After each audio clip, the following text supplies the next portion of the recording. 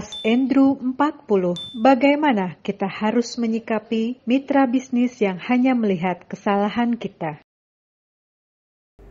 Bagaimana kita harus menyikapi mitra bisnis yang hanya bisa melihat kesalahan kita?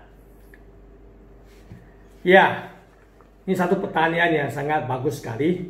Sebenarnya, ya, saya renungkan minimal ada 7 alasan orang selalu mencari kesalahan-kesalahan orang lain. Oke, yang pertama adalah mencari perhatian.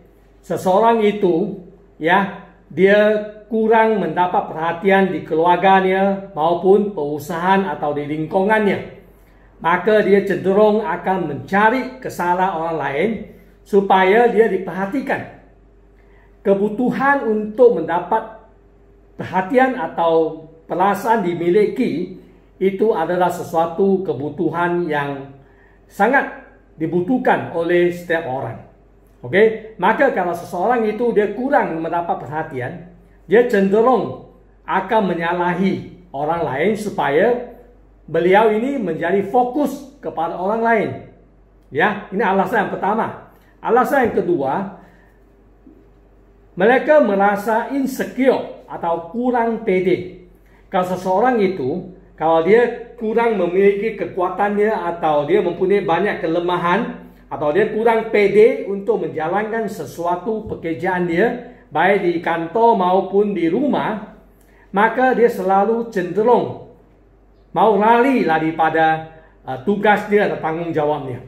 Ya, dia tahu dia tidak akan berprestasi, maka dia akan berusaha untuk menyalahi orang lain supaya orang lain sama dengan dia, kurang berprestasi. Ya, maka kalau orang lain lebih berprestasi dari dia, dia akan merasa kurang berguna atau kurang berprestasi. Dia akan merasa kurang secure. Oke, so kalau Anda ketemu orang yang seperti begini, sebenarnya bukan salah Anda, karena dia kurang pede. Ya, dia kurang pede, maka dia cari kambing hitam. Maka Anda dijadikan kambing hitam, maka Anda dipersalahkan. Oke, alasan yang ketiga adalah diri dia dipenuhi dengan pikiran yang negatif. Ada orang itu selalu mempunyai pikiran yang negatif, maka akhirnya dia melihat semua adalah negatif. Ada satu pepatah mengatakan, lingkungan di luar ada refleksi dari dalaman seseorang. Betul? Kalau otak kita positif, kita melihat di luar semua adalah positif. Kalau otak kita penuh dengan negatif, kita akan melihat semua negatif. Begitu juga karena dia negatif, maka sewaktu dia melihat Anda, maka dia akan mencari kelemahan Anda. Sebenarnya kelemahan Anda juga ada merupakan kelemahan dia. So kalau Anda sudah memahami ini, maka Anda akan lebih bisa terima dia. Ya, sebenarnya sayanglah, ya, sedihlah kepada dia karena dia juga orang yang selalu hidup di satu lingkungan yang negatif. Ya, Anda hanya dipersalahkan saja. Sebenarnya Anda tidak ada salah. Yang keempat, ya, dia sengaja memancing keributan. Ada orang itu selalu mencari kesalahan, walaupun sekecil apapun. Ya, coba mencari sesuatu, ya, daripada masalah ataupun sesuatu yang bagus jadi masalah. Akhirnya apa? Biar orang lain benci dia. Nah, akhirnya apa? Menciptakan keributan. Oke, so ini ada orang yang memang mempunyai tabiat ataupun kebiasaan begitu. Dia sengaja. So Anda harus merasa nyaman, tenang untuk menghadapi orang seperti begini. Ya, Anda jangan terpancing oleh emosinya. Akhirnya Anda marah sama dia, bahkan pukul dengan dia atau ribut sama dengan dia. Akhirnya perhubungan itu tidak akan membaik, bahkan akan menjadi lebih jelek lagi. Setuju? So yang kelima, dirinya merasa terancam. Ada orang itu, dia di kantor ataupun di rumah dia karena dia kurang berprestasi, ataupun mulai ada orang lain yang lebih disukai oleh teman-teman yang lain, maka dia merasa dia kedudukan itu terancam. Nah, dia tidak lagi disukai, tidak lagi menjadi fokus antara teman-teman yang lain, maka dia akan mulailah mencari kesalahan orang lain supaya orang lain itu mempunyai kelemahan dan juga akan dibenci dan tidak disukai oleh orang lain. Ya, orang yang punya hati seperti begini sebenarnya tidak bagus. Tapi apa boleh buat ya? Kita menghadapi orang begini, senyum sahaja, jangan ribut dengan dia karena memang ada orang seperti begini. Oke, kalau kita sudah faham, kita bisa tahu sebenarnya itu masalah dia, bukan masalah Anda. Yang keenam, merasa iri dengan orang lain. Ada sekumpulan manusia, mereka selalu mengiri hati melihat pencapaian orang lain. Melihat seorang itu berprestasi, naik jenjang, dia tidak happy. Melihat orang mengganti mobil, dia tidak happy. Melihat orang gaji dia naik, dia tidak happy. Melihat orang naik ke panggung, terima penghargaan, dia tidak happy. Kenapa? Karena dia selalu mengiri melihat kesuksesan orang lain. Maka apabila dia mencari kesalahan Anda, sebenarnya Anda telah berprestasi, ya. Karena dia tidak senang prestasi Anda, maka dia akan mencari kesalahan ke sana supaya apa? Supaya Anda kelihatan mempunyai prestasi yang biasa-biasa saja, bukan sesuatu yang bisa dibanggakan. So apabila Anda menghadapi orang yang seperti begini, Anda tahu bagaimana menghadapinya. Oke? Jangan terlalu peduli kepada di aksinya, karena memang itu adalah salah satu kebiasaan orang yang negatif. Yang ketujuh adalah faktor lingkungan. Ada orang mereka itu dilahirkan, mereka hidup di satu lingkungan keluarga yang penuh dengan negatif, yaitu saling menyalahi satu sama lain, antara orang tua, antara anggota keluarga. Maka akhirnya ya menjadi sebuah kebiasaan ya dalam hidupnya saling menyalahi satu sama lain. Maka apabila dia sudah bertumbuh besar ya di kantor ataupun di tempat kerja dia sama juga akan melakukan kebiasaan yang dia anggap wajar ini, yaitu saling menyalahi orang lain, tidak peduli siapa orang itu. So apabila Anda menghadapi seperti orang yang seperti begini, maklumlah ya, itu adalah memang sudah lama di pikiran bawah sadar, inilah gaya hidupnya.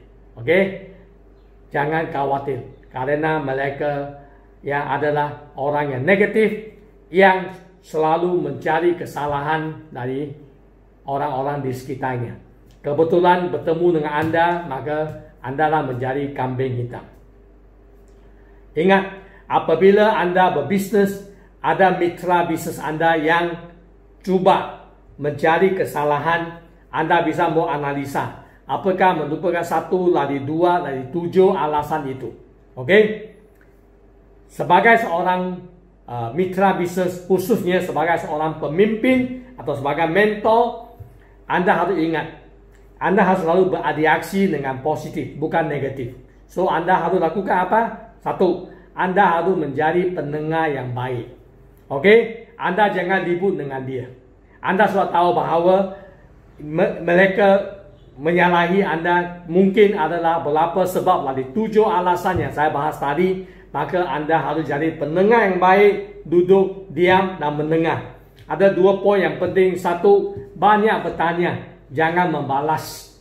Ya betul, bagaimana cari tahu apa masalah dia. Ya, jangan komen sesuatu atau jangan membagi sesuatu penjelasan. Biar dia keluarkan semua ya masalah dia. Biar dia melampiaskan emosi, is okay, no problem. Yang penting selesaikan itu. Barulah Anda bisa mengatasinya dengan ada usulan, pengalahan dan sebagainya. Oke, yang kedua, sewaktu Anda berdepan dengan orang ini, Anda lebih cenderung jangan terlalu banyak membagi pengalaman. Anda harus memberi pilihan. Ya, contohnya, sesudah mendengar komplain dia, Anda bagi dia pilihan A atau B. Bukan Anda harus lakukan ini. Yang cara begini mungkin tidak bisa selesai apa yang dia hadapi. Oke, Anda bagi pilihan, maka dia terpaksa memilih A atau B. Itu adalah solusi yang lebih baik. Ya, memang apabila kita sering ditegur atau dikomplain atau dipersalahkan oleh mitra-mitra bisnis kita, kita juga harus melakukan introspeksi secara positif. Apakah kesalahan saya? Apakah dia omong itu benar atau tidak? Ya, kalau memang sesuatu yang kita alami itu ada kelemahan kita, kita memperbaiki. Karena bumi mana tidak ditimpa hujan, manusia mana tidak ada kelemahan. Jangan takut, ya. Kita juga pernah buat salah. Yang paling penting kita jangan mengulangi kesalahan kita. Menjadi seorang mentor atau pemimpin juga perlu proses dan waktu. Nanti jatuh bangun, nanti salah, ya, keliruan, itulah kita belajar dan terus maju. So jangan takut, ya. Kalau memang itu sesuatu yang positif, kita memperbaiki. Akhirnya akan menjadi seorang insan yang lebih berhasil. Kalau memang Anda introspeksi dan memang itu bukan kesalahan kamu, dia masih mencari kesalahan Anda. Satu pesan dari saya, go to the next. Pergilah mencari yang baru. Jangan terlalu buang waktu untuk fokus kepada orang ini. Karena dia akan meresap lebih banyak energi positif kita. Akan membuat kita lebih loyo, ya, capek. Kita mempunyai pilihan. Banyak orang di luar lagi yang perlu bantuan kita.